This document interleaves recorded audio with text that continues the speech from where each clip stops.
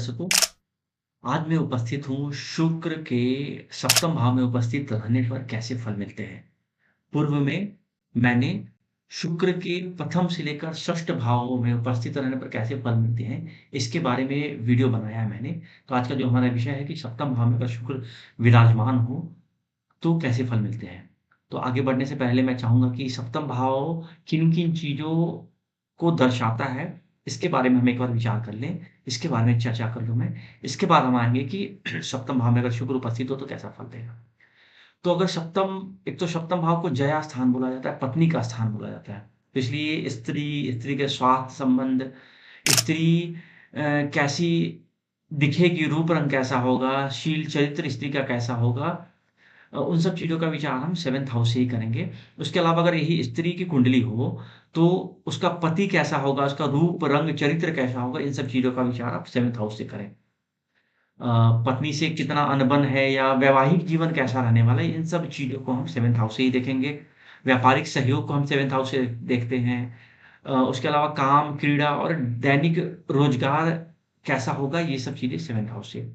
छूत, भोग-विलास, काम-चिंता, अ, ज्ञानेंद्रियाँ हो गई या ज्ञानेंद्रियाँ संबंधी जो रोग होंगे, उन सब चीज़ों का भी विचार हम 5th हाउस से 7th हाउस से करते हैं। विवाह, प्रेम और प्रेम से संबंधित जो बदनामियाँ हैं, इन सब चीज़ों को हम देखते हैं 7th हाउस से।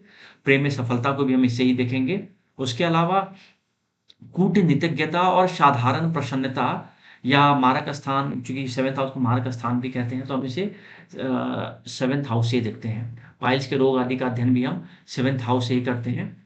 इस भाव में वृश्चिक राशि विशेष बलवान हो जाती है। उसके अलावा अगर 7th हाउस का हम देखें, तो गुप्तेंद्रिय, वीर, नपुंसकता आदि का विचार हम करते हैं। व्यसन का विचार भी हम 7th हाउस से ही करते हैं। अ, आपकी भागीदारी किसी के साथ कैसी होगी, वो हो गया आपका। या राज्य आदि का विचार भी हम, चूँकि 10th से 10th है, तो इसीलिए हम प्रोफ़ेशन के अलावा अगर किसी जातक का इंटरेस्ट व्यापार में है, तो उसे हम 7th हाउस से ही देखते हैं। अब अगर हम शुक्र की बात करें, तो शुक्र कुछ खास चीज़ों का कारकत्व रखता है। जैसे श्वेत वर्ण का विचार शुक्र से ही करते हैं हम। उसके अलावा मनुष्य, स्त्री, ब्राह्मण, मैथुन शक्ति, विवाह, चाँदी, काम और प्रेम आदि का विचार हम शुक्र से करते हैं। खटाई का विचार, नमकीन का विचार, या इवेन जलीय पदार्थ और जलीय स्थान जो है आपके, उसका विचार भी हम शुक्र से ही करते हैं। अब उसके अलावा आप अगर काव्य शक्ति, साहित्य, नृत्य आदि का विचार हम शुक्र से ही करेंगे। और इसके अलावा जितने ऑर्नामेंट्स हैं, जितने मोती, रत्न, आभूषण हैं, सौंदर्य प्रसाधन जितने सारे हैं, उन सब का विचार हम शुक्र से ही करते हैं। इसके अलावा अगर देखोगे शुक्र का, तो शुक्र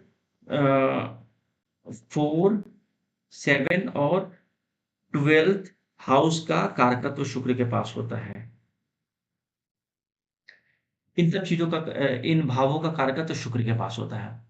उसके अलावा आप देखोगे तो भोग विलासता, आपकी कामातुरता और स्वच्छता आदि का विचार, वेश्यावृत्ति का विचार, दलाली, प्रेम संबंधी कार्य जितने भी हैं, उन सब चीज़ का विचार, इवेन विश्व सुंदरी का पद आदि का विचार भी हम शुक्र से ही करते हैं। शारीरिक गठन कैसा होगा और इवेन तेजस्विता, विदेश व्यापार और अ, वायुयान से यात्रा आदि का संबंध भी हम शुक्र से ही देखते हैं। अब अगर बात करें हम कि किसी जातक की कुंडली के 7th हाउस में शुक्र बैठा हो, तो वह कैसा फल देगा? तो शुक्र अगर 7th हाउस में बैठा हो, तो ऐसा जातक मुख-चिम्मक होता है। उसके अलावा अगर बात करें हम, तो धन, संपत्ति एवं संसाधनों से ऐसा जातक युक्त होता है और पर स्त्री से यौन संबंध रखने में जातक विश्वास रखता है या संबंध रखता है पर स्त्री से। अनेक वाहनों वाला जातक होगा यह, और अनेक प्रकार के कार्य में भी एक्सपर्ट होता है ऐसा जातक। परंतु हाँ, पत्नी से द्वेष करने वाला होगा।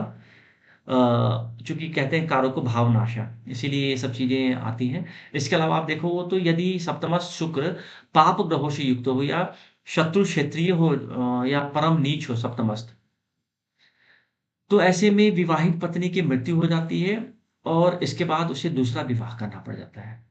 और अथवा पत्नी अगर जीवित भी रहती है, रहते भी दूसरा विवाह का योग इसमें बनाता है शुक्र। अब यदि बहुत पाप ग्रह हो, तो अनेक स्त्रियों के साथ संबंध बनाता है। ऐसा जातक पुत्रहीन होता है। अब यदि शुक्र शुभ युक्त हो, उच्च राशिगत हो, मान लो कि या अगर वृष राशि, तुला राशि या फिर मीन राशि का होकर यहाँ पे बैठा हो, तो ऐसा जातक ससुराल से धनी होता है, स्त्री के कारण से बहुत सारा धन प्राप्त होता है या स्त्री का सहयोग भी उसे व्यापार में कहीं न कहीं मिलता है और स्त्री के साथ ऐसा जातक का ना मित्रवत व्यवहार रहता है। तो कुल मिलाकर शुक्र चूँकि कारक होता है, तो शुभ क्षेत्रीय होगा और सप्तमस्त जो सप्तमेश है वो अगर शुभ स्थिति में है तो जातक का वैवाहिक जीवन भी कुशल होता है। जितने अशुभ प्रभाव पड़ेंगे सप्तम भाव पर या शुक्र पर, तो जातक का परिस्थिति निगमन ज़्यादा होता है, दूसरे स्त्रियों के साथ संबंध बनाने में जातक ज़्यादा ध्यान देता है। तो उम्मीद करता हूँ कि चीज़ें क्लियर हुई होंगी। अगर कुछ ऐसा रह जाता है, आपको समझ में नहीं आता है, तो आप मेरे साथ शेयर कर सकते हैं मेरे कमेंट बॉक्स में। मेरे साथ अंत तक बने रहने के लिए बहुत-बहुत धन्यवाद। नमस्कार।